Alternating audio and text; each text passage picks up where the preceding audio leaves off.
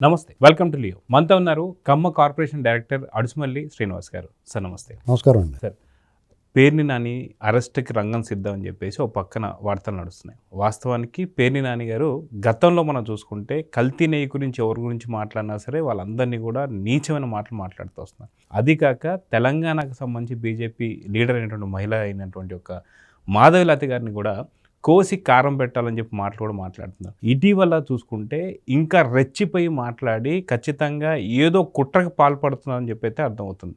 వీరి వ్యాఖ్యల్ని ఎలా చూడాలంటే? కుట్రగట్ట ఏం లేదండి. ఇందులో ఏంటంటే వాళ్ళు చంద్రబాబు నాయుడు గారు కూటమి ప్రభుత్వం పద్ధతిగా చట్ట ప్రకారం వెళదాం, కక్ష రాజకీయాలు మాకు లేవని చెప్పారు కదా, దాన్ని అలుసుగా తీసుకున్నారు. మంచోడు అంటే మంచమే కూర్చోసేటంట అలాంటి వీళ్ళు. సరే మన పద్ధతిగా పోదాం, వాళ్ళలాగా మనం బిహేవ్ చేయొద్దు, వాళ్ళకి మనకి తేడా ఉంది కదా అని అనుకుంటున్నారు వీళ్ళు. పద్ధతి ఏంటి? రాజకీయాలు అంటే రాజకీయాల్లాగా ఉండాలి, వ్యక్తిగత కక్షలు ఉండకూడదు, రాజకీయ వైరాన్ని వ్యక్తిగత వైరంగా మార్చుకోకూడదు అనేటువంటిది వీళ్ళ పాలసీ. అది ఇప్పుడు గాడిదికి ఏం తెలుసు అటుకులు రుచి అని, వాళ్ళకి దీని తాలూకు ఏం తెలుస్తుంది వాళ్ళకి? ఇప్పుడు గాడిదికి అటుకులు పెట్టారనుకోండి, దాన్ని గడ్డి పెట్టిన ఒకటే అటుకులు పెట్టిన ఒకటే. మనం అటుకులు అంటే అటుకులు అని తింటాం బాగానే, బెల్లం ముక్కట్ట వేసుకుని. గాడిదికి అది ఏం తేడా తెలదు కదా. ఒట్టిగడ్డి ఎలా అయితే ఉంటుంది, పచ్చగడ్డి ఎలా అయితే ఉంటుంది, అటుకులు అలా రెండు అన్నీ ఒకటే అట్లా వాళ్ళకే అంతే. ఇప్పుడు మీరు పేరు నాని ఆ పార్టీలో అందరూ అలాగే బిహేవ్ చేస్తున్నారు, అలాగే మాట్లాడుతున్నారు. ఇటు బయటకు వచ్చి మాట్లాడేవాళ్ళు మెత్తవాళ్ళు నోరు మూసుకుని పోయారు, పక్క పోయారు. పోయిన వాళ్ళు పోగా మేజవాణి బృందం మిగిలింది, కిలమిక్కిన తప్పేళాలో మూతలు లేని మరచెంబులు ఉంటాయి కదా, వాళ్ళు వీళ్ళంతా. అర్థమైందండి? చాలామంది నాయకులు ఉన్నారు. ఇప్పుడు బొత్స సత్యనారాయణ గారు ఎందుకు మాట్లాడ్డా, ధర్మాన ప్రసాదరావు గారు ఎందుకు మాట్లాడ్డా, వీళ్ళు ఎందుకు మాట్లాడతలేదు? లేకపోతే రాయలసీమలో 300 మంది ఉన్నారు రెడ్లు, పెద్ద పెద్ద నాయకులు. వాళ్ళు వీర విహారం చెలరైపోయిన వాళ్ళు ఉన్నారు, వాళ్ళు ఎందుకు మాట్లాడట్లేదు? తాటిపర్తి ఆ పెద్దారెడ్డి, లేకపోతే ఇలా కొంతమంది తోపుదర్తి, ఇలాంటి వాళ్ళు, రోజా, ఈ పేరు నాని, అంబటి రాంబాబు, ఇలాంటి వాళ్ళు కొంతమంది గుప్పుడు మంది మాట్లాడుతున్నారు. వీళ్ళు ఎవరు అనుకుంటున్నారు? పోయిన వాళ్ళు పోగా మేజవాణి బృందం మిగిలిందంటాడు రాఘగోపాలరావు ఏదో సినిమాలో.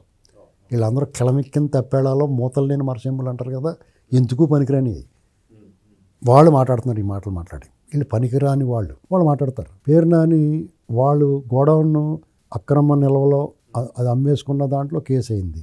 ఆ గోడౌన్ యజమానికి వాళ్ళ భార్య ఉంది.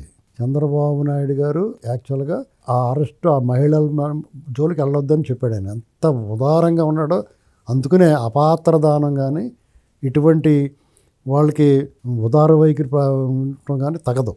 ఆయన మంచితనాన్ని, ఆయన పెద్ద మనిషితరా అని వీళ్ళు ఎంత దుర్వినియోగం చేసాడంటే వాళ్ళ ఈ నోటితోటే మాట్లాడాడు. చంద్రబాబు నాయుడు గారు చాలా పెద్ద మనిషి అని చెప్పేసి. మరి వాళ్ళ చంద్రబాబు నాయుడు గారిని, లోకేష్ గారిని, పవన్ కళ్యాణ్ గారిని, ఆఖరికి ఆవిడ మాధవీలత గారిని, తప్పు కదా ఒక మహిళని అలా మాట్లాడొచ్చా? ఆవిడకి ఏం సంబంధం? ఆవిడ ఏమైనా మాట్లాడింది వీళ్ళని ఎప్పుడన్నా? జగన్మోహన్ రెడ్డి కానీ వీళ్ళని కానీ ఆవిడ ఏమైనా అందా? అంటే మీకు ఎంత ఒళ్ళు బలుపు కొవ్వు కళ్ళు నెత్తికెక్కిపోయినా అర్థమవుతుంది కదా. ఇప్పుడు కేసులు పెట్టారు, వీళ్ళు ఎలా ట్రీట్ చేయాలనుకుంటున్నారు? వీళ్ళకి రాజకీయ నాయకులుగా, మాజీ మంత్రులుగా మర్యాద ఇస్తారు డిపార్ట్మెంట్లో. ఇప్పుడు ప్రభుత్వం ఒక నిర్దేశించాలి వీళ్ళకి, వీళ్ళ ట్రీట్మెంటు ఆనరరీ కాకుండా రాంగ్ హ్యాండ్లింగ్ చేయమని చెప్పాలి. రాంగ్ హ్యాండ్లింగ్ అంటే ఎలా ఉంటుందంటే, పేరు నానికి నోటీసులు ఇచ్చినప్పుడు, రండి సార్ మిమ్మల్ని ఒకసారి విచారణకు పిలుస్తున్నారని తీసుకెళ్ళి కూర్చోమని చెప్పకూడదు. ఒకవేళ వాళ్ళు చెప్పకుండానే కూర్చుంటాడు, ఎందుకంటే పోలీసు వాళ్ళతో ఆర్గ్యుమెంట్లు గట్రా చేస్తారు కదా. ఎవడరా నేను ఆవిడ కూర్చోమన్నట్రా అని చెప్పాలి, ఏటరా అని కాకేయాలి. దెబ్బకి నీరు గారిపోతాడు, తన అహం అంతా ఏటి అనక పెడేలు అని పీకాలి. ఇది ఇలా చెప్పకూడదు మనం. కానీ ఈ కసి కనపడుతుంది జనాల్లో. వీళ్ళు మాట్లాడి మాటలకి ఇప్పుడు నేను ఏమన్నానో ఆ కసి కనపడుతుంది. ఇది నా మాటలు కాదు, జనాల్లో కసి. వీళ్ళు రెచ్చిపోతున్నారు, ఇలాగా ఏమీ చేయట్లేదు ఏంటి అంటారు, చేస్తారు. ఆ సమయం రావాలి. ఎందుకంటే వాళ్ళు ఎంత ఉదారంగా వదిలేద్దాం అనుకున్నా మీరు కొట్టించుకోవడానికి చూస్తున్నారు కదా, ఎప్పుడు కొడతారా అని ఎదురు చూస్తున్నారు వాళ్ళు.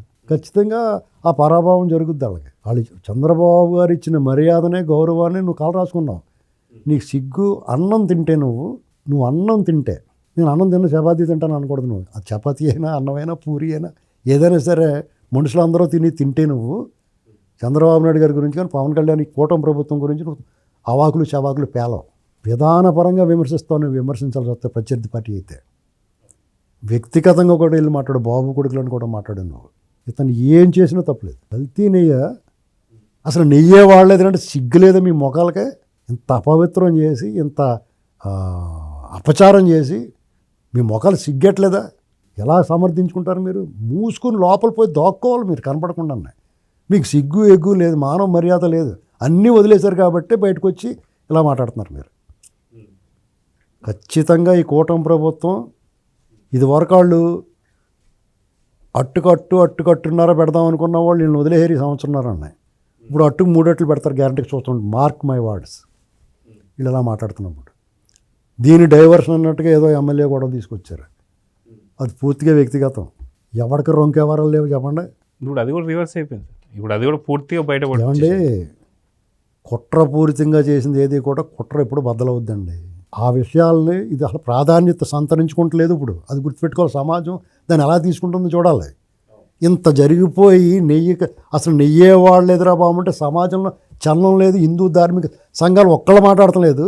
ఎంత అపచారం చేశారు, దేవుడికి పాపం చేశారండి. కోట్ల నిత్యం లక్షలాది మంది దర్శించుకుంటారు. వాళ్ళందరూ మౌనంగా మీకు శిక్ష వాళ్ళే వేస్తారు. ఎవడు మాట్లాడినా మాట్లాడకపోయినా మీకు ఆల్రెడీ ఒకసారి శిక్ష వేశారు, ఇంక మీకు వేస్తానే ఉంటారు శిక్ష. మీరు ఎంత మౌనంగా ఉంటే అంత మంచిది. మీరు అలా మాట్లాడకూడదు. దీని మీద సిగ్గు లేకుండా వచ్చి మాట్లాడుతున్నారు. పైగా ఇది ఎవరు నిర్ధారించారు? సుబ్బారెడ్డి కోరుకున్నవాడు నిర్ధారించాడు. సుప్రీంకోర్టు నియమించిన దర్యాప్తు బృందం ఇది అసలు నెయ్యే కాదండి బాబు అని చెప్పారు. వాళ్ళు జంతుకో కలగలేదు కదా, నెయ్యలేదు కాబట్టి కల్తీ అంటున్నారు మీరు. అంటే అలాంటి అడ్డగోలవాదం చేస్తారంటారు వీళ్ళు. అంటే బిరా క్యాటీన్ అంటేనే దాంట్లో జంతు ఖచ్చితంగా ఉంటుందండి. మీకు అది బయట పెట్టరు ప్రజలు. మీకు ఇప్పుడు మీరు చేశారని చెప్పేసి వీళ్ళు బయట పెట్టకూడదు. కాబట్టి ఇష్యూస్ వస్తాయి. ఎందుకంటే అవి బయట మనోభావాలు దెబ్బతింటాయి కదండి. అయ్యో మీరు పాప పీడిస్తూ ఉంటుంది వాళ్ళకి శంక. అవి మీకేం తెలుసు?